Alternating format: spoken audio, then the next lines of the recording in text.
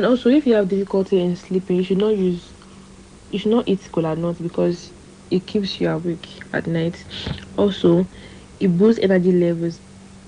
Also, it's used as an antibacterial. Um, the use of cola nut extracts can stop the growth of harmful bacteria. Also, when you have migraines, it can be used. Cola nut can be used to stop migraine. Yes.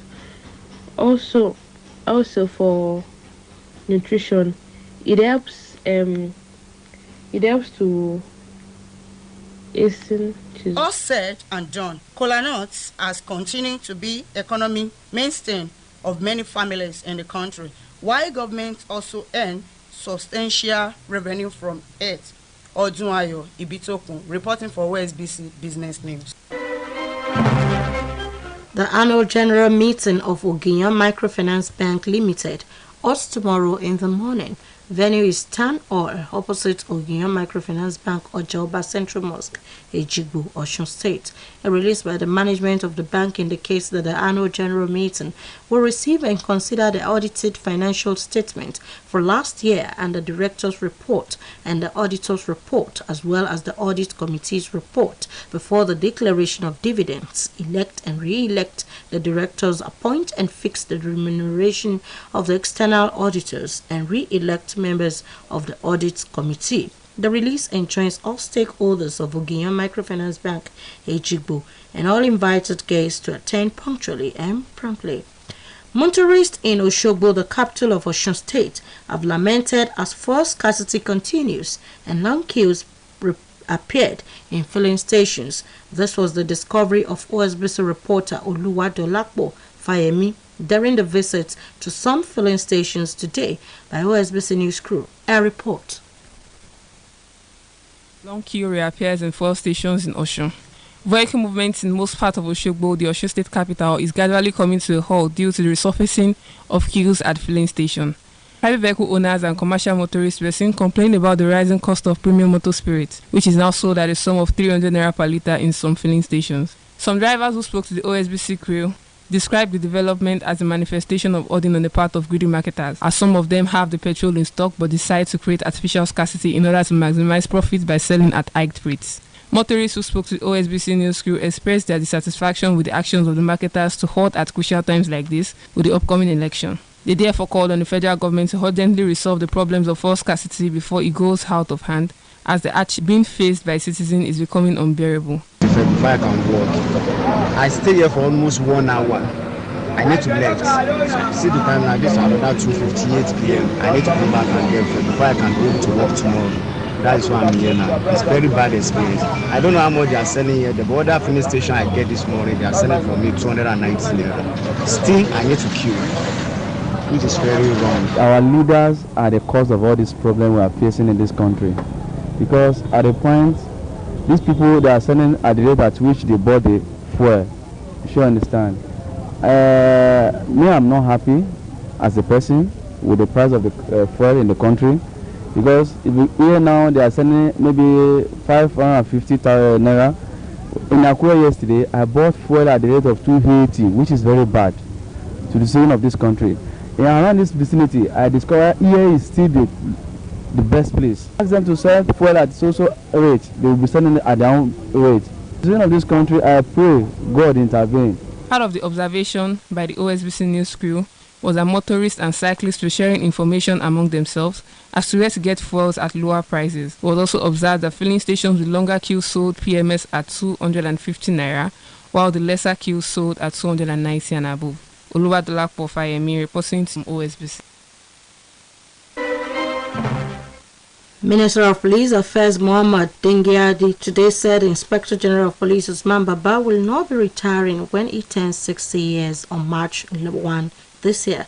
Niagi comments followed fresh concerns about the IGP's possible retirement amidst the 2023 elections. The Ondo State government today extended the maternity leave period for its female workers from the earlier 3 months to 6 months. The government said the move was to build a society where children that were being raised at all things required in terms of material care, which should be exclusive in the first 6 months. A 48-year-old woman, Janet Gimba, today was arraigned before a Kaduna Chief Magistrate Court for alleged 900,000 naira fraud. The police charged Gimba with 2 counts of criminal breach of trust and cheating.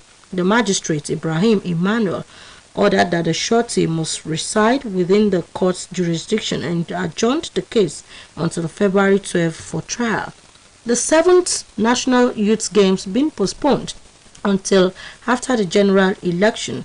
Adeyemi Aboderi has more on sports updates. The 7th National Youth Games, earlier scheduled to hold in Nasaba, Delta State from February 8 to 18, has been postponed. Permanent Secretary, Federal Ministry of Sport and Youth Development, Ismaila Abubakar, stated that the postponement is due to logistics and time constraints, especially taking cognizance of the commencement of general elections slated for February 25th, while regretting all inconveniences the postponement might cause its stakeholders. Abubakar assured that a new date for the Games will be announced after the elections. Meanwhile, the Federal Ministry of Sport and Youth Development has received complaints about the medal table at the recently concluded 21st National Sport Festival. After an initial review was done, the ministry has decided to take a further step of setting up an independent committee to do a further review. Towards resolution of the matter, the ministry has set up a committee made up of experts who had managed the technical arm of previous festivals. The committee is headed by Brigadier General Emmanuel Okara, and his mandate includes determining what went wrong with the medal table competition from the standpoint of knowledge and establish exact and correct medal table by reading the table of any double entries and inaccuracies and make recommendations to guide against further occurrence. The committee has 7 days to complete its assignment. In the meantime, it was all smiles in the camp of Team Nigeria handball campaigning in the ongoing 2022 International Handball Federation Continental Trophy, as both under 18 and under 20 teams secured victories in their second games. The under 20 team had lost their opening game to Guinea but bounced back strongly to secure a comfortable 51 to 30 point win over Madagascar. Host country Congo succumbed to the superior firepower of Nigeria's under 18 team as they lost 22 to 28 points. The Nigerian side will hope to continue their impressive performance as the under 18 team face Zimbabwe while the under 20 team tackle Zambia. All eyes will be on Nigeria table tennis star Haruna Quadri at the World Table Tennis Contender in Doha, Qatar.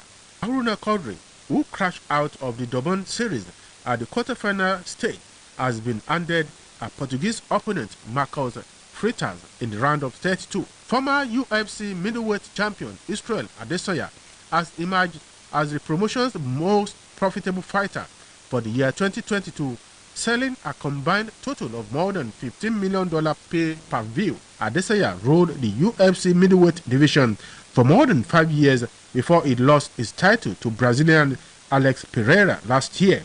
Pereira stopped Adesanya in the 5th round to become the new UFC. That was the news across the country, edited by Temitope Olajuwola. For more about us, visit www.osbcng.org. Thanks for listening. Good evening.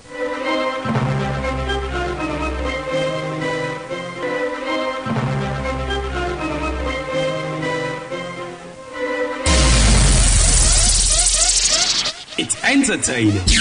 It's educating.